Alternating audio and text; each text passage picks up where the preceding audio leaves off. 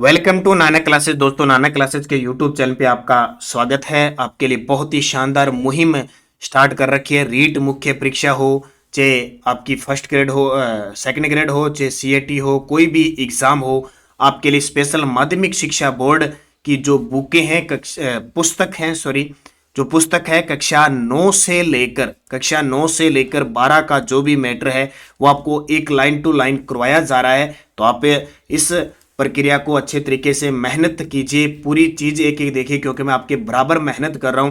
Topic wise आपको संपूर्ण अध्ययन करवाया जा रहा है। कक्षा 9 की हम पूरी पुस्तक को कंप्लीट कर चुके हैं। कल मैंने उन 7 वीडियो जो कक्षा यानी अध्याय 1 से 7 तक था उनको मिलाकर एक वीडियो रिवीजन के लिए भी आपको दे दिया। आज की क्लास है, ये टेस्ट आपको कल मिल गया था, वैसे तो बराबर चल रहा है। तो आप सारे विद्यार्थी, सबसे पहले तो मैं एक ही बात बताता हूं, आप अभ्यास कर रहे हो, आपने पुस्तक पढ़ी होगी और है, लेकिन ये टेस्ट आप जरूर ज्वाइन कीजिए। नानक क्लासेज ऐप के अंदर जाके कक्षा 9 से 12 तक की जो पुस्तकें हैं उनका चैप्टर वाइज एक एक अध्याय से अलग अलग पार्ट, क्योंकि कक्षा 10 में काफी सारे क्वेश्चन बनते हैं तो उनका एक एक पॉइंट एक एक लाइन से मैं क्लियर करूंगा। आप सारे विद्यार्थी टेस्ट सीरीज जरूर ज्वाइन कीजिए। महज 100 रुपए की टेस्ट सीरीज है। खासियत यह कि आपको टेस्ट के ऐप के अंदर आपको पीडीएफ भी उपलब्ध होगी। तो आप निरंतर अध्ययन करें, अच्छे तरीके से पढ़ें, क्योंकि अगर आपको अच्छी तैयारी करनी है, अभ्यास करना है, तो ये टेस्ट आप जरूर लगाइए। उसके बाद 8 बजे आपको यहाँ पे सॉल्यूशन भी मिल जाता है। वैसे ऐप में भी इसकी वीडियो मिल जाएगी। तो कक्षा 10 अध्याय 1 पार्ट नंबर 1 की चर्चा करेंगे। पहले अध्याय का नाम है राजस्थान का इतिहास एक परिचय। बहुत बड़ा पार्ट है, इसलिए पार्ट नंबर 1 लेके आया हूं मैं। तो स्टार्ट करूं। इसमें खास करके प्राचीन सभ्यता है। पहला प्रश्न, सन 1800 में सर्वप्रथम राजस्थान के लिए राजपुताना शब्द का प्रयोग किसने किया? अक्सर पेपर में आता है, शायद ही बहुत कम चूक होती है कि पेपर में ऐसे प्रश्न नहीं आते, आते ही आते हैं। सन 1800 में सर्वप्रथम राजस्थान के लिए शब्द देखिए, राजपुताना शब्द का प्रयोग सबसे पहले किसने किया था? तो ये जॉर्ज थॉमसन ने किया था। जॉर्ज थॉमसन ने सबसे पहले राजपुताना शब्द का प्रयोग किया था। एक एक लाइन से मैं क्वेश्चन बना के हूं, इसलिए ज्यादा आपको तथ्य बताने की जरूरत नहीं पड़ी। किताब से एक्स्ट्रा है वो जरूर बताऊंगा मैं। कर्नल जेम्स टोड ने अपनी पुस्तक annals and antiquities of Rajasthan में, कौन सी?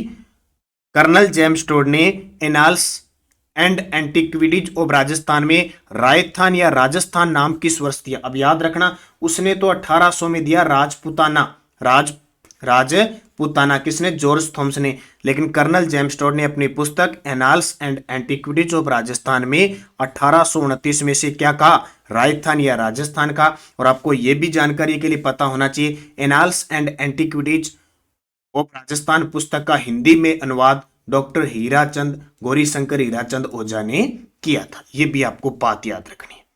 तीसरा प्रश्न, प्राचीन समय में जांगल प्रदेश यानी जांगल देश कौन से क्षेत्र के अंतर्गत आता था? तो हम तो सारे ये नॉर्मल चीजें हम जानते हैं। देखो, रीट का एग्जाम और चाहे सामान्य परिचय दे रखे है ना, वहां से प्रश्न आएंगे, क्योंकि हमारी जल्द ही रीट लेवल 1 और 2 के लिए बाजार के अंदर राजस्थान जीके की बुक आ रही है टॉपिक के हिसाब से। उसमें ये जो आरबीएससी की बुक के पुस्तक करवा रहा हूं मैं, पुस्तकों से क्वेश्चन करा रहा हूं आरबीएससी, वो सारे सम्मिलित होंगे, प्लस आए हुए आरपीएससी के अधीनस्थ बोर्ड के जितने भी क्वेश्चन, प्लस इंपॉर्टेंट क्वेश्चन की क्विज टाइप एमसीक्यू बुक हमारी जल्द बाजार में आ रही है। प्राचीन समय में जांगल देश क्षेत्र कौन से अंतर्गत आता था? तो सीधी बात है, बीकानेर और नागौर के आसपास का क्षेत्र। हम पढ़ते हैं ना, जांगल प्रदेश की राजधानी अहिच्छत्रपुर थी, और अहिच्छत्रपुर को वर्तमान में क्या कहते हैं? नागौर कहते हैं। ये प्रश्न हमने पढ़ा है, तो जाहिर सी बात है बीकानेर नागौर के आसपास। और आपको पता है बीकानेर के शासक है वो जांगलदर बादशाह भी कहलाते थे। कई मरु और मरुवार के नाम से कौन सा क्षेत्र जाना जाता है? सीधी सी बात है, मरु क्षेत्र जब भी आएंगे तो हम मरुस्थल पढ़ेंगे, और मेरू पढ़ेंगे तो हम पहाड़ी क्षेत्र पढ़ेंगे, जैसे अजमेर मेरवाड़ा। मरु यानी जोधपुर का क्षेत्र कहा जाता है। जयपुर, अलवर और भरतपुर तक विस्तृत मत्स्य प्रदेश की राजधानी क्या थी? सिंपल सा प्रश्न आ जाता है। मत्स्य प्रदेश और जयपुर, अलवर, भरतपुर का कुछ क्षेत्र शामिल था, खास करके जयपुर, और इसकी राजधानी विराटनगर, जिसे हम वर्तमान में किस नाम से पुकारते हैं? बेराट। और आपको पता होगा बेराट बाणगंगा नदी के किनारे ये सभ्यता है। और कल 1st ग्रेड का एक संस्कृत विभाग का पेपर हुआ था, उसमें क्वेश्चन आया था विराट सभ्यता की उत्खननकर्ता कौन थे? तो हम पढ़ते हैं ना, नील रतन बनर्जी। किसको पढ़ते हैं? नील रतन बनर्जी और कैलाश नाथ दीक्षित। ये चीजें बहुत इंपॉर्टेंट है, मैं अभी सारी चीजें बता दूंगा, ये दो नाम याद रखना। अब उसने क्या किया, इसको दे दिया NR बनर्जी और इसको दे दिया KN दीक्षित। आ देख घूम गए। विराट सभ्यता की खोज 1936-37 में दयाराम बहादुर साहनी ने की थी, ये याद रखना। सीवी उदयपुर वाला क्षेत्र है, नगरी चित्तौड़गढ़ में है, और सूरसेन ये भरतपुर वाला ये साइड होगा। निम्न में से किन जिलों का भाग प्राचीन समय में सूरसेन राज्य के अंतर्गत आता था, जिसका उल्लेख महाभारत में भी मिलता है? देखो अब ये एकदम ऑथेंटिक है, ये क्या है, अगर ये बात माध्यमिक शिक्षा बोर्ड की पुस्तक में लिखी है, मैं उसी हिसाब से आपको करवा रहा हूं। आप मुझे कोई अगर इसमें मिस्टेक है तो आप देख लीजिए, क्योंकि बहाने के लास्ट अब ये प्रश्न आ गया, महाभारत में भी मिलता है, इसके जिले जो इस पुस्तक में दे रखे हैं वही माने जाएंगे। मैं उसी हिसाब से करवा रहा हूं, इसलिए मैंने कक्षा, नहीं तो सीधे प्रश्न भी करवा सकता। कक्षा 10 चैप्टर नंबर 1 पार्ट नंबर 1 ये है, जो इसमें है वो मैं आपको बता रहा हूं। बहुत सारी चीजें आपको पहली बार देखने को मिलेगी और आपको अचंभित भी होगी, लेकिन अपने करवाएंगे जैसे, क्योंकि एग्जामिनर तो यहां से मानेगा, अगर मानेगा तो उत्तर आ जाएगा भरतपुर, धौलपुर, करौली। सुमेलित बताइए भाई, बड़ा ही शानदार प्रश्न है और पेपर अभी वन रक्षक में इस प्रकार के प्रश्न आए हैं। माही नदी के पास का प्रतापगढ़ का कंठल कहलाता है। माही नदी के पास का जो प्रतापगढ़ का क्षेत्र है वो कंठल कहलाता है, बिल्कुल। और हम यहाँ पढ़ते भी हैं, कंठल की गंगा माही नदी, और प्रतापगढ़ में काका जी की दरगाह है, उसे कंठल का ताजमहल भी कहते हैं। ठीक है, अभी प्रश्न आया था काका जी की बावड़ी कहाँ स्थित है वन रक्षक में, तो वो दौसा के अंदर है। और काकी जी की बावड़ी पूछे, काकी जी की बावड़ी वो बूंदी के अंदर है। प्रतापगढ़ बांसवाड़ा के मध्य के भूभाग को 56 का मैदान कहते हैं। जब माही नदी इस प्रकार का विवरण करती है तो यहाँ आता है कौन सा, बांसवाड़ा, यहाँ आता है आपका, यहाँ आता है डूंगरपुर, और ये क्षेत्र इधर आता है प्रतापगढ़। तो तीनों निर्माण करते हैं। वैसे 56 नदी नालों के कारण 56 का मैदान है। भैंसरोडगढ़ से लेकर बिजोलिया तक का क्षेत्र उपरमाल कहलाता है। बहुत ही शानदार है, और मैंने 9वीं की क्लास में याद होगा कि मैंने एक बताया था, उपरमाल के लोग विजय सिंह पथिक को प्यार से महात्मा कहते थे।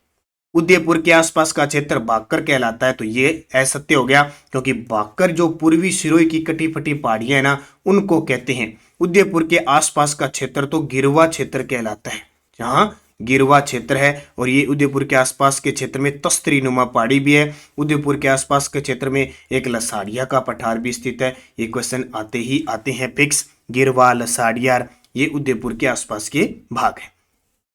किस जिले को प्राचीन समय में मांड व वल के नाम से जाना जाता था? मांड या वल के नाम से जाना जाता था जैसलमेर।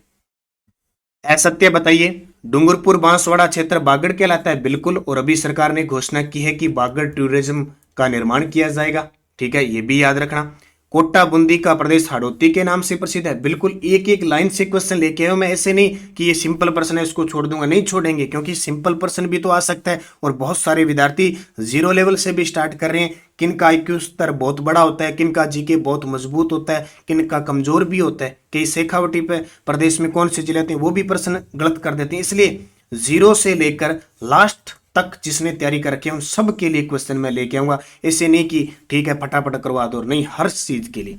तो सिक्कर झुंझुनू चूरू का क्षेत्र शेखावटी कहलाता है। ये क्षेत्र यहाँ पे कांतली नदी कहलाती है। कांतली नदी का भाव क्षेत्र तोरावटी कहलाता है, ये भी हम पढ़ते हैं। तो सभी सत्य है। इतिहास को 3 कालों में विभक्त किया जाता है, जिनमें मुख्य, ये थोड़ा सा पढ़ लेना भी, एक आता है 3 प्राक युग। यह युग सृष्टि के आरंभ से लेकर हड़प्पा सभ्यता के पूर्व तक था।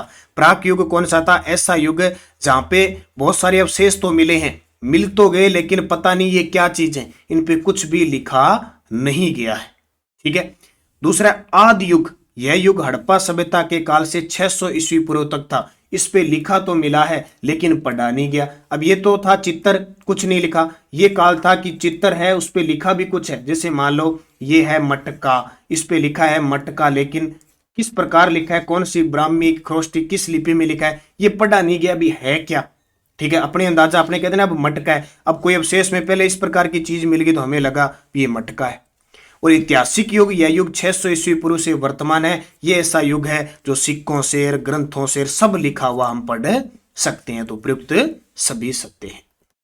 1870 ईस्वी में CA हैकेट ने सर्वप्रथम कहां से पत्थर से बनी पूर्व पाषाण कालीन हस्त कुठार खोजिए, स्टार लगा लो, अभी फर्स्ट ग्रेड में आया है। और अब की बार फर्स्ट ग्रेड आरपीएससी ने तो सारे इस 10वीं क्लास की खास करके बुक से उठाए हैं, और अभी आरपीएससी सेकंड ग्रेड वाले तैयार रहना। इसलिए हो सकता है लगभग मैं पहले पहले करवा दूंगा 9वीं से बारी। ये टेस्ट जरूर ले लेना और ये वीडियो जरूर देख लेना। मैं कहता हूं प्रश्न जीके के सीधे सीधे सी होंगे। तो पूर्व पाषाणकालीन हस्त कुठार खोजी गई जयपुर और इंद्रगढ़ से, यह आया सीधा ऑप्शन। फिर देखो, बी ओल्चिन ने किस क्षेत्र में पूर्व पाषाण काल के उपकरण की खोज की थी? बी ओल्चिन नाम का कोई था, उसने किस क्षेत्र में पूर्व पाषाण काल, पाषाण का मतलब पत्थर, पत्थर से पहले के उपकरण खोजे हैं, क्योंकि सबसे पहले स्टार्ट हुआ था पत्थर का ही काम स्टार्ट हुआ था पत्थर से। ठीक है, तो खोज की थी जालोर के अंदर की थी। किस काल के पत्थर के बने छोटे उपकरणों को माइक्रोलिथ लघु पाषाण उपकरण कहा गया? किस काल के पत्थर के बने जो उपकरण थे उनको क्या नाम दिया गया? माइक्रोलिथ यानी लघु पाषाण नाम दिया गया। हम कह सकते हैं तो ये काल था मध्य पाषाण काल, क्योंकि 3 काल बता दिए ना, पूर्व पाषाण काल, फिर मध्य पाषाण काल और फिर नव पाषाण काल। नव पाषाण काल के बाद में तांबा और कांस्य आ गया, फिर लोहा आ गया। जैसे सबसे पहले पाषाण काल, इससे पहले ये पूर्व पाषाण काल हो गया, यानी पत्थर का काल हो गया। फिर तांबा और लोहा आ गया, दोनों मिक्स हो गए, तांबा और लोहा। जैसे ये 3 मिलाकर कांस्य आ गया और फिर लोहा आ गया। और अब युग कौन सा आ गया? पेशे का आ गया। अब पूछे लोहा इस्पात है, लोहा इस्पात यानी मशीनरियों का इससे काम होता है ना, मशीनरी बनाती है। भीलवाड़ा के बागोर और मारवाड़ के तिलवाड़ा नामक स्थानों से प्राप्त उपकरण किस काल के हैं? अब ये प्रश्न बहुत इंपॉर्टेंट है। भीलवाड़ा में बागोर कोठारी नदी के किनारे और मारवाड़ में तिलवाड़ा सभ्यता है लूणी नदी के किनारे। यहां से जो उपकरण मिले हैं वो किस काल के हैं? नव पाषाण काल के। कहां के?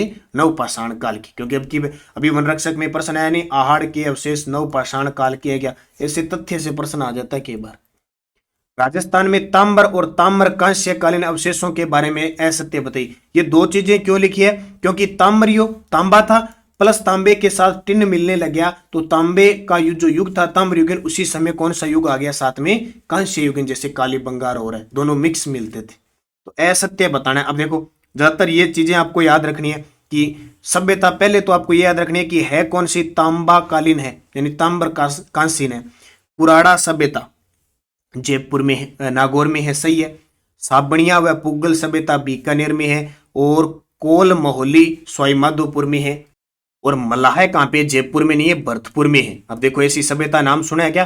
पहले तो आपको एक चीज याद रखनी है कि कुराड़ा, साबणिया व पुगल, कोल मोहली और मलाह, ये ताम्र युगीन सभ्यता है, लोहा युगीन नहीं है। फिर इनके नाम पहले ये याद होना चाहिए, जिला कौन सा है? तो कुराड़ा नागौर में है, साबणिया व पुगल बीकानेर में है, कोल मोहली सवाईमाधोपुर में, कोल मोहली और मलाह भरतपुर में। अब ये ऐसा प्रश्न आ गया ना पेपर में तो घूम जाओगे। फिर देखो, फिर मैंने हर एक लाइन से प्रश्न बनाया। राजस्थान में ताम्र व ताम्र कांस्य कालीन अवशेषों के बारे में फिर असत्य बताना है। तो असत्य बताना है। देखो, एलाना भरतपुर में है, एलाना तो गलत है, एलाना सभ्यता जालोर के अंदर है भी। देखो, एलाना सभ्यता जालोर में। कैसी सभ्यता है? ताम्र कांसीन, यानी ताम्र और ताम्र कांसीन है, तो गलत, असत्य हो गया। नंदलालपुरा जयपुर में है, किराड़ा किरड़ो चिथवाड़ी जयपुर में है, और पिंड पाडलिया चित्तौड़गढ़ में, यानी कराड़ोत चिथवाड़ी जयपुर में है, पिंड पाडलिया चित्तौड़गढ़ में है, नंदलालपुरा जयपुर में है, एलाना भरतपुर में नहीं, जबकि जालोर में है। ये सभ्यता आ गई। फिर आगे ताम्र व ताम्र कालीन कांस्य सभ्यता गणेश्वर सभ्यता सीकर में है, कालीबंगा हनुमानगढ़ में है, गिलुंड उदयपुर में है, आहाड़ जालोर उदयपुर में है। तो गिलुंड कहां पे है? राजसमंद में है, उदयपुर में नहीं है। ये भी सारी ताम्रकालीन है। गणेश्वर, कालीबंगा, अब कालीबंगा पढ़ते हैं कांस्य युगीन, यानी कांस्य मिला है उसी के अंदर। गिलुंड, आहाड़, जाड़ोल, ये सारी ताम्र युगीन सभ्यता है। फिर राजस्थान में ताम्र व ताम्र कांस्य कालीन अवशेषों के बारे में असत्य है। देखो, बुड्ढा पुष्कर से ताम्रकालीन सभ्यता के अवशेष मिले या कांस्य कालीन, एक ही बात है। अजमेर, एलाना, जालोर, मलाहा, भरतपुर उपयुक्त सभी सत्य। अब सारे आगे भाई दोबारा और बता देता हूं। कुराड़ा, साबणिया व पुगल, कोल मोहली, मलाह, एलाना, नंदलालपुरा, किराड़ो चिथवाड़ी, पिंडपालिया, गणेश्वर, कालीबंगा, गिलुंड, आहाड़, जाड़ोल, बुड्ढा पुष्कर, एलाना, मलाह, सारी ताम्र या ताम्र कांसीन सभ्यता के अवशेष है। इनको ये याद रखना और जिला याद रखना। 19 नंबर, निम्न में से किस सभ्यता का संबंध लोहा युगीन सभ्यता से नहीं है? ऐसे प्रश्न पेपर में मिलेगा, बहुत बार आ चुका है। अब ये पूछ रहा है क्योंकि ताम्र कांस्य युग के बाद लोहा युग आ गया, तो कौन सी सभ्यता नहीं है? हमने पढ़ा कुराड़ा ताम्रकालीन है, तो ये नहीं है। नो है भरतपुर, देखो जोधपुरा जयपुर, रेड टोंक, सुनारी सभ्यता, ये सारी लोहे कालीन है और प्रश्न में पूछे जाते हैं। अभी वन रक्षक में प्रश्न ही पूछ लिया कि यहाँ पे लोहे के अवशेष होने के कारण भारत का टाटा नगर रेड टोंक को कहते हैं। जोधपुरा साबी नदी के किनारे जयपुर में है। नो है भरतपुर में लोहे कालीन सभ्यता है, तो उत्तर क्या हो जाएगा? एक। राजस्थान। अब देखो जिसने टेस्ट लगा लिया ना ऐप के अंदर, ये टेस्ट जो ऐप में लगाने के बाद आप वीडियो जरूर देखा करो। वीडियो देखने का फायदा अब आप समझ गए होंगे कितनी चीज मैं बता रहा हूं। राजस्थान के किस क्षेत्र से प्राप्त लोहे के अवशेष भारत में लोहा युग के प्रारंभ होने की सीमा रेखा निर्धारित करने के महत्वपूर्ण स्रोत है? कि अवशेष भारत के लोहा युग के प्रारंभ होने की सीमा रेखा निर्धारित करने के विशेष स्रोत है, तो इसका उत्तर आ जाएगा नोहा भरतपुर। इसलिए ढंग से याद रखना, सोनारी, रेड, जोधपुर और नोहा लोहा युगीन सभ्यता है।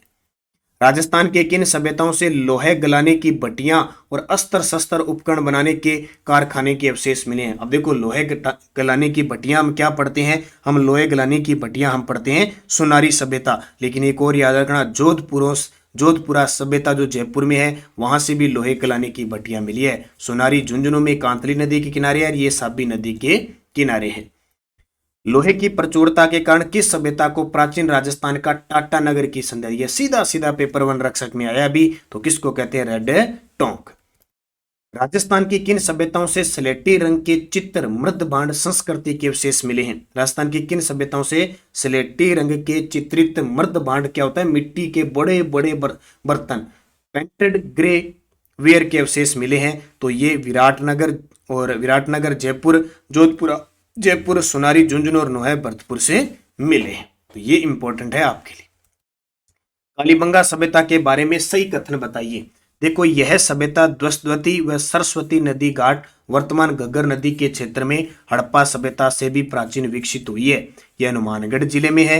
पंजाबी भाषा में कालीबंगा का अर्थ है काले रंग की चूड़ियां, और सर्वप्रथम 1952 में अक्षय कीर्ति व्यास ने इसकी खोज की थी। बहुत ही शानदार प्रश्न है। कालीबंगा सभ्यता खोज 1952। देखो खोज उत्खननकर्ता नदी जिला अच्छे तरीके से याद रखना। कालीबंगा का अर्थ है काले रंग की चूड़ियां। पंजाबी भाषा में यह भी ध्यान रखना हनुमानगढ़ जिले में है, और ये प्राचीन सरस्वती द्वस्वती नदी के किनारे और घग्गर नदी के किनारे है। कौन सी सभ्यता? कालीबंगा सभ्यता। तो भाई सारे आपके हिसाब से सही होने चाहिए, मेरे हिसाब से तो गलत होना नहीं चाहिए सर्वप्रथम। तो यहाँ पे शायद एक ऑप्शन उड़ा दिया, अच्छा सॉरी 4 नंबर गलत है। अक्षय कीर्ति व्यास का अमलानंद घोष होगा, मैंने भी गलत बता दिया। अमलानंद घोष ने इसकी, तभी मैंने सोचा अमलानंद घोष ने इसकी खोज की थी भी, सॉरी मिस्टेक हो गई यहाँ पे। 3 नंबर सही है, 2 नंबर सही है, 1 नंबर सही है, 4 नंबर गलत है। अक्षय कीर्ति व्यास ने 1953 में आहड़ में इसकी खोज की। पता तो है, देखो कई बार क्या है वैसे मानवीय बोलते बोलते पता नहीं चलता। तो अमलानंद घोष ने की थी। तो 1 2 3 सही हो गए, 1 2 3। कालीबंगा सभ्यता के बारे में कथन होते। देखो कथन लेने का मतलब मेरा यही है कि एक भी पर्सन एरर नई चीज मिले। 1952 में अमलानंद घोष ने इसकी खोज की, सही है। 1961-62 में बीबी लाल, बी के थापर, एमडी खरे ने इसका उत्खनन करवाया। अब की बार फर्स्ट ग्रेड में क्वेश्चन आया, निम्न में से किस व्यक्ति ने कालीबंगा के उत्खननकर्ता के रूप में प्रसिद्धि नहीं पाई? देखो 3 ऑप्शन थे, बीबी लाल, बी के थापर, एमडी खरे, और एक और ऑप्शन था, तो एमडी खरे भी याद रखना।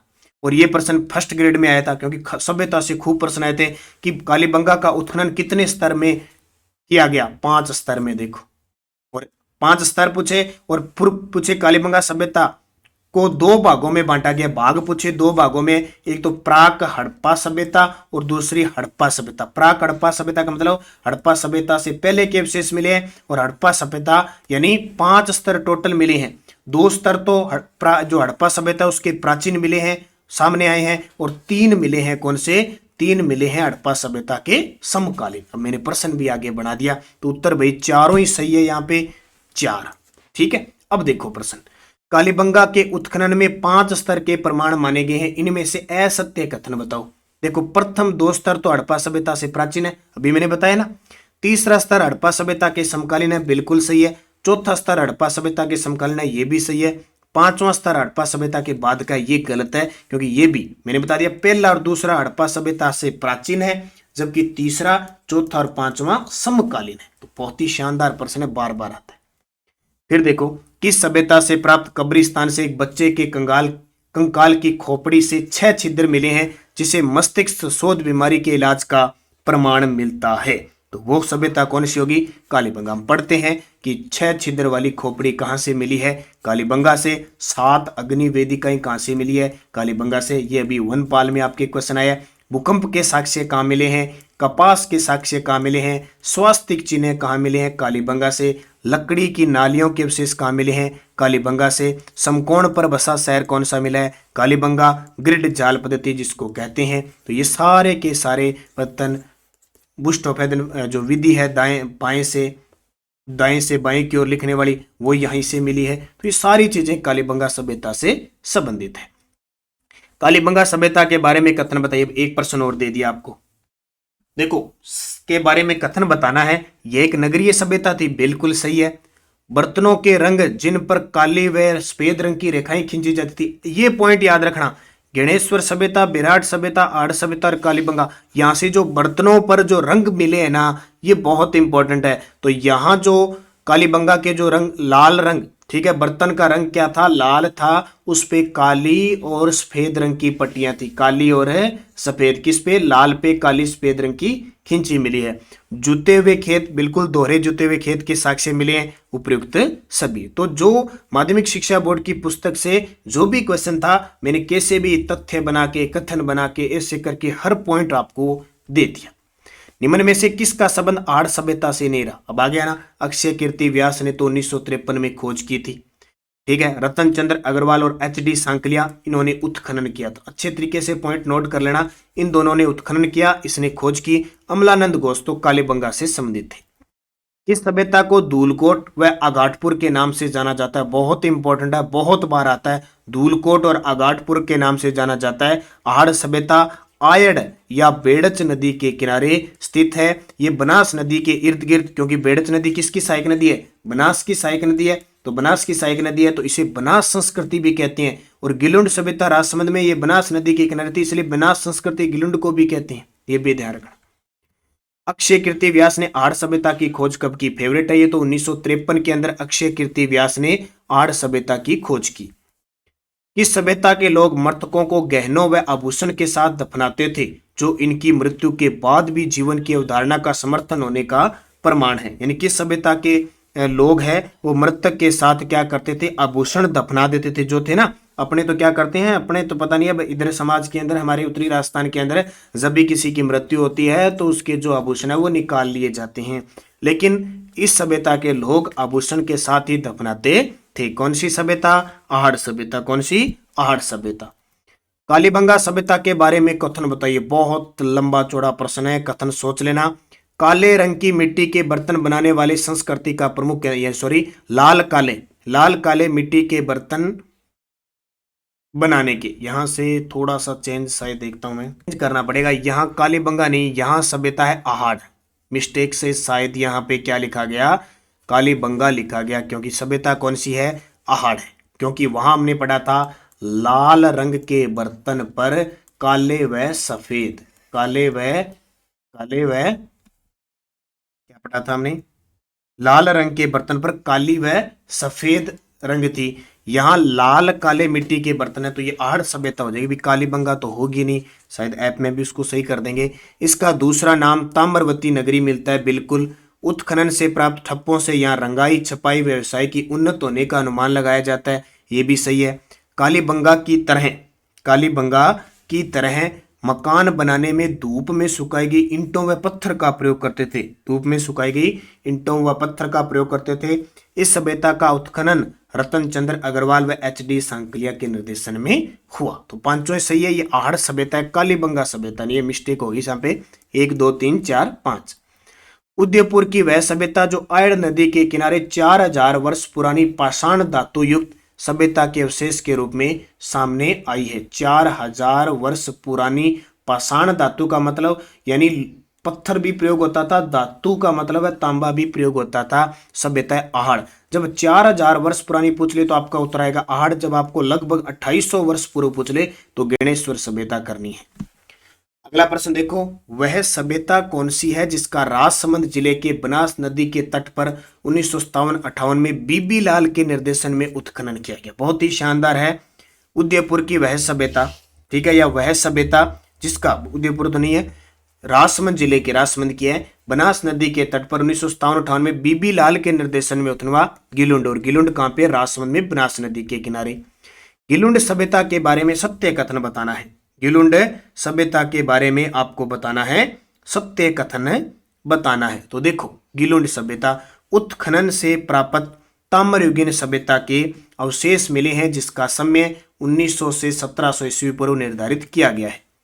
आग में पकी हुई ईंटों के उपयोग मिले हैं। आग में पकी हुई ईंटें, ध्यान रखना, आहड़ और कालीबंगा से धूप में सुखाई हुई ईंटें मिली है, यहाँ आग में पकी हुई ईंटें मिली है।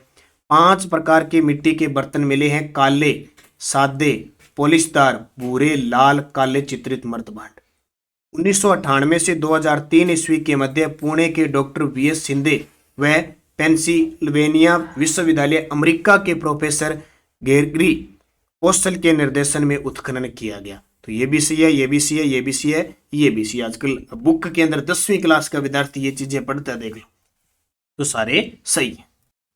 अगला प्रश्न देखिए, भीलवाड़ा में बागोर सभ्यता किस नदी के किनारे है? तो भीलवाड़ा में सभ्यता कौन सी? बागोर। किस नदी के किनारे? कोठारी। देखो प्रश्न या तो एग्जामिनर सीधा ही पूछ लेगा बागोर सभ्यता कहां पे है, भीलवाड़ा में, या नदी पूछेगा कोठारी। इसके अलावा जो भी इसमें चीजें मैं आपको बता दूंगा। 1967 से लेकर 1970 तक डॉक्टर बीएन मिश्रा ने कोठारी नदी के तट पर किस सभ्यता का उत्खनन कार्य किया? पहले तो देखो कालीबंगा, गणेश्वर, 3-4 सभ्यता होती थी ना, उनका ही पूछा जाता था। आजकल ये छोटी मोटी सभ्यता ना, इनका और पूछने लगे।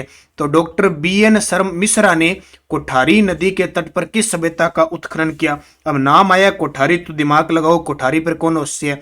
गिलुंड तो बनास नदी पर है, गणेश्वर कांतली पर है, तो उत्तर हो जाएगा ये बालाथल, उदयपुर, ये अलग सभ्यता है। तो बागोर सभ्यता भीलवाड़ा कोठारी नदी है।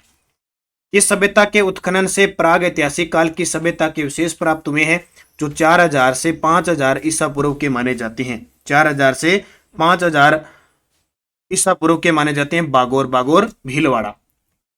मध्य पाषाणकालीन सभ्यता का स्थल और लघु पाषाणकालीन उपकरण का प्रमुख केंद्र जहां से कृषि और पशुपालन के प्राचीनतम साक्ष्य प्राप्त हुए। ये प्रश्न बहुत बार आता है कि कृषि व पशुपालन के प्राचीनतम जो साक्ष्य है वो कहां से प्राप्त हुए हैं? तो कहां से प्राप्त हुए हैं? बागोर भीलवाड़ा। कहां से? बागोर भीलवाड़ा। सीकर में कांतली नदी के किनारे स्थित गणेश्वर सभ्यता, देखो जितना पुस्तक के अंदर दिया हुआ है उसी हिसाब से मैं उसी प्रकार के प्रश्न एक एक लाइन से, मैंने कह दिया ना, एक सिंगल प्रश्न मैं नहीं छोड़ूंगा, सारे प्रश्न आपको दूंगा। तो जिस विद्यार्थी ने किताब नहीं पढ़ी है उसको पढ़ने की भी जरूरत नहीं। देखो पढ़ो, अच्छी बात है, नहीं पढ़ो तो भी, और साथ साथ में ये भी बताता जाऊंगा कि प्रश्न कैसे आ रहे, ठीक है। आप निरंतर अध्ययन बेझिझक कर तैयारी करते रहे। तो सीकर में कांतली नदी के किनारे स्थित गणेश्वर सभ्यता, तो इसका उत्खनन 1972 में रतन चंद्र अग्रवाल के निर्देशन में हुआ था। बिल्कुल सही है, रतन चंद्र अग्रवाल का कई बार शॉर्टकट में नाम आ जाता है आरसी अग्रवाल। यह 2800 साल पूर्व की सभ्यता है। इसे ताम्रयुगीन सभ्यता की जननी व ताम्र संचय की सभ्यता कहते हैं। देखो ये प्रश्न तो आता ही आता है, ताम्रयुगीन सभ्यता की जननी कहते हैं गणेश्वर को, ताम्र नगरी कहते हैं आहड़ को। अब की बार पीटीआई में ये शब्द आया था, पीटीआई एग्जाम हुआ है ना उसमें, कि ताम्र संचयी सभ्यता किसको कहते हैं। देखो थोड़े से ही विद्यार्थी, क्योंकि संचयी भूलते ही गया कि संचय 99% तक जो तांबा या निकलता था हड़प्पा और मोहनजोदड़ो को भेजा जाता था। तो उपयुक्त सभी इसका सत्य हो जाएगा। सीकर में कांतली नदी के किनारे, देखो एक लाइन में प्रश्न देखो कितने बन गए। गणेश्वर सभ्यता किस नदी के किनारे है? कांतली। कांतली नदी के किनारे किस जिले में है? नीम का थाना, सीकर। और फिर 4 ऑप्शन आ गए। गणेश्वर सभ्यता के बारे में सत्य कथन बताओ। यहां से प्राप्त तांबे के उपकरणों के पात्र में 99% तांबा, बिल्कुल। खेतरी क्षेत्र में आज भी अवशेष है। यहां से तांबा हड़प्पा और मोहनजोदड़ो को भेजा जाता था, बिल्कुल। काले व नीले रंग के बर्तन जिन्हें कृपण वर्णी मर्द पात्र कहते थे, उपयुक्त सभी है। देखो काले व नीले रंग के, ये याद रखना अच्छे तरीके से, काले व नीले रंग के रंगों के प्रकार पूछे जाते हैं कई बार। किस सभ्यता से एक रोमन एम्फोरा सुरा पात्र व यूनानी सुराही मिली है जो कि इसके विदेशी व्यापार का केंद्र होने की पुष्टि करते हैं। यानी किस सभ्यता से रोमन एम्फोरा व एक यूनानी सुरही मिली है, तो ये सभ्यता कौन सी है, भीनमाल। कौन सी, भीनमाल। और भीनमाल कहाँ पे है, जालोर, जहां कौन आया था, हवेनशांग। ये भीनमाल बहुत ही शिक्षा की नगरी भी रही है, कवि माघ का संबंध भी यहीं से रहा है। भीनमाल जालोर के सभ्यता का उत्खनन किसके द्वारा करवाया गया, भीनमाल जालोर में जो सभ्यता है उसका उत्खनन किसके द्वारा करवाया गया, तो इसका जो उत्खनन करवाया गया था आरसी अग्रवाल। आरसी यानी रतन चंद्र अग्रवाल। तो इंपॉर्टेंट हो गया ना अपने आप में, बहुत ही खास प्रश्न है आपके लिए। किस क्षेत्र का प्राचीन नाम श्रीमाल था, किस क्षेत्र का प्राचीन नाम श्रीमाल भीनमाल, श्रीमाल भीनमाल। ईसवाल सभ्यता किस जिले में है जहां से समृद्ध लोहे उद्योग के साक्ष्य प्राप्त हुए हैं, ईसवाल सभ्यता किस जिले में है जहां से समृद्ध लोहे उद्योग के साक्ष्य प्राप्त हुए हैं, उदयपुर केंद्र है। मत्स्य जनपद की राजधानी विराट किस जिले में स्थित है, तो इसकी मैं और चर्चा करूंगा क्योंकि अध्याय जो पहला है ना बहुत बड़ा है। सबसे पहले इसमें प्राचीन सभ्यता आ गई, प्राचीन सभ्यता के बाद में राजवंश सारे इसमें डाल दिए। तो मैं आगे के वीडियो भी अलग लूंगा, जैसे मेवाड़ वंश को अलग लूंगा, मारवाड़ को अलग लूंगा, क्योंकि एक एक लाइन से प्रश्न बन रहा है। जैसे बप्पा रावल कहाँ के राजा थे, बप्पा रावल के कुल देवता कौन थे, बप्पा रावल ने किस मंदिर का निर्माण कराया, बप्पा रावल ने राजधानी कौन सी बनाई, बप्पा रावल को कालभोज किस प्रशस्ति में कहते हैं, बप्पा रावल एक शासक नहीं था बल्कि कालभोज बप्पा एक उपाधि थी, ये किसने कहा था, बप्पा रावल की मृत्यु कहाँ हुई थी, उसके अलावा बप्पा रावल ने किससे चित्तौड़गढ़ दुर्ग छीना, कब छीना, किसके अनुसार छीना, ऐसे कर करके सारे, यानी पॉइंट एक नहीं छोड़ने वाला, एक एक लाइन से प्रश्न होगा, इसलिए लंबा होगा पार्ट। मैं सिर्फ आपको जो नानक क्लासेज है पहना उसके अंदर जो सिलेबस डाल दूंगा, कक्षा 10 के पार्ट लिखूंगा, सिर्फ कक्षा के जो अध्याय लिखूंगा, ऐसे नहीं लिखूंगा कब कौन सी आएगी। रोज का एक टेस्ट 6 बजे शाम को मिलना है संडे को छोड़कर, और 8 बजे क्लास मिलनी है, बस इतना ध्यान रखना। तो बार बार कॉल मत करना कि सर आज क्लास नहीं है, नहीं आएगी 6 बजे आएगी, नहीं तो 6:30 पे आ जाएगी ज्यादा से ज्यादा, ये 6 बजे आएगी। रोज का एक चैप्टर का पार्ट आएगा एक, ऐसे नहीं कि सर आज कौन सा चैप्टर, आप किताब पढ़ो तो पढ़ो, नहीं तो टेस्ट आपको मिलेगा। तो ये बार बार आप कॉल मत किया करो, क्योंकि इतने विद्यार्थी होते हैं कॉल करके बंदा परेशान हो जाता है, इसलिए खुद कॉमन सेंस लगाया करो। तो मत्स्य जनपद की राजधानी विराट किस जिले में है, जयपुर में। प्राचीन नाम विराट। राजस्थान में किस सभ्यता से मौर्य काल और बौद्ध धर्म के अवशेष मिले, भाई ढंग से याद करना, मौर्य काल और बौद्ध धर्म के अवशेष, प्लस याद रखना एक चीज और, सूती कपड़े के अवशेष और यूनानी शासक मिनांडर के सिक्कों का प्रचलन, यानी टोटल 36 सिक्के जो मिले हैं। ये चीजें आपको पेपर में कहां से मिलेगी, विराट सभ्यता से मिलेगी। जयपुर में स्थित विराट सभ्यता के बारे में सत्य कथन बताइए। तो जयपुर में स्थित विराट सभ्यता की खोज 1936-37 में दयाराम बहादुर साहनी ने की थी। ये तो प्रश्न पक्का आता है। उत्खनन कार्य नील रतन बनर्जी और कैलाश नाथ दीक्षित ने की थी। ये प्रश्न अब फर्स्ट ग्रेड में कल ही आया है। विराट से गोल मंदिर व अशोक के स्तंभ के अवशेष प्राप्त हुए, बिल्कुल सही है। और विराट के समीप बाबरू, अशोक का बाबरू शिलालेख प्राप्त हुआ है ब्राह्मी लिपि में, बाबरू शिलालेख। यहां से ये जानकारी मिलती है कि अशोक बौद्ध धर्म का अनुयायी था, अशोक मौर्य वंश का शासक था। गोल मंदिर, विराट से गोल मंदिर का मतलब है स्तूपकार का, तो बौद्ध धर्म के विशेष हो गए। और अशोक मौर्य धर्म का था, इसलिए मौर्य धर्म के विशेष, मौर्य वंश के और बौद्ध धर्म के विशेष कहां से मिले हैं, विराट से। सही कथन हो गया 4 नंबर। किस सभ्यता से अशोक का बाबरू अभिलेख प्राप्त हुआ है, जो अशोक के बौद्ध धर्म होने अनुयायी होने का सबसे पुख्ता प्रमाण है। आ गया ना, बाबरू शिलालेख अशोक का है, ब्राह्मी लिपि में प्राप्त हुआ। 1837 में कैप्टन बर्ट ने इसको खोजा था, कौन से, बौद्ध धर्म। तो जानकारी होगी ना, बौद्ध धर्म और मौर्य वंश दोनों साथ में हो गए। एक यहाँ पे जयपुर के शासक राम सिंह के समय यहाँ पे एक स्वर्ण मंजूषा यानी स्वर्ण कलश की खोज निकाला गया, अवशेष मिले हैं जहां से महात्मा बुद्ध की हड्डियों के अवशेष पाए गए। यहां से मिल गया बौद्ध धर्म का, तो ये याद रखना, उत्तर हो जाएगा विराट। और विराट सभ्यता की कहते हैं कि यात्रा भी उस हर्षवर्धन के जो काल में हवेनशांग आया था उसने भी की थी। प्राचीन सभ्यताओं के बारे में अब कई सभ्यता है, बस इनको सीधा याद रखना है। हुंग महल कहाँ पे है, हनुमानगढ़ में। ओजियाना सभ्यता कहाँ पे है, भीलवाड़ा में। नगरी कहाँ पे है, चित्तौड़गढ़ में। बरौर कहाँ पे है, हनुमानगढ़ में। ये गलत है, बरौर श्री गंगानगर में है, बरौर सभ्यता श्री गंगानगर। प्राचीन सभ्यताओं के बारे में असुमेलित बताइए। प्राचीन सभ्यताओं के बारे में असुमेलित, तिलवाड़ा बाड़मेर में है, बिल्कुल सही है। नगर टोंक में, ये ध्यान रखना, नगर तो है टोंक में और नगरी है चित्तौड़गढ़ में। नगरी का प्राचीन नाम था मध्यमिका, जो सीवी जनपद की राजधानी थी। जोधपुरा जोधपुर में है, ये गलत है। जोधपुरा जयपुर में है। बालाथल उदयपुर में, ये सही है। राजस्थान में आर्य संस्कृति या वैदिक सभ्यता के अवशेष कहां से मिलती है? स्टार लगा लेना भी। वैदिक सभ्यता के बाद आर्य संस्कृति के अवशेष सीधा सीधा किताब में लिखा हुआ है अनूपगढ़ से तरखान वाला डेरा चक 84 उपयुक्त सभी। ये हमारा क्षेत्र आ जाता है अभी अनूपगढ़ वाला, और ये क्षेत्र श्री गंगानगर में अनूपगढ़ तरखान वाला डेरा चक 84 उपयुक्त सभी। तो ये आपके 52 प्रश्न हो गए कक्षा 10 अध्याय 1 और शुरुआत के सिर्फ 2 पेज से 52 प्रश्न निकले। अब अंदाजा लगा लो कितना होगा, इसलिए इसको मैंने नाम दिए पार्ट 1 प्राचीन सभ्यता। अब कल जो आएगा टेस्ट, जैसे जो टेस्ट आपको मिलेगा, जैसे आज मिल गया कौन सा, मेवाड़ वंश का पहला पार्ट, तो बहुत सारे प्रश्न है, इसलिए खूब सारे प्रश्नों को करना है। जैसे जैसे मैं टेस्ट देता जाऊं ऐप में करते रहना। बाकी सुबह करंट की क्लास आप जरूर देखना, वहां से हर चीज का हिंट मिलता है। और मैंने आपको बार बार कह दिया कि करंट और राजस्थान जी के रामबाण साबित होगा हर पेपर में, और करंट कभी लास्ट समय में जाके नहीं पढ़ा जाता, इसलिए रोज सुबह शुरुआत करंट से करा करो। 10-15 मिनट की क्लास हमारी करंट की होती है, वो जरूर लिया करो। देखो कहना हमारा फर्ज है, मेहनत करोगे तो सफलता मिलेगी। धन्यवाद। जय हिंद। निरंतर अध्ययन करो और सफलता को प्राप्त करो।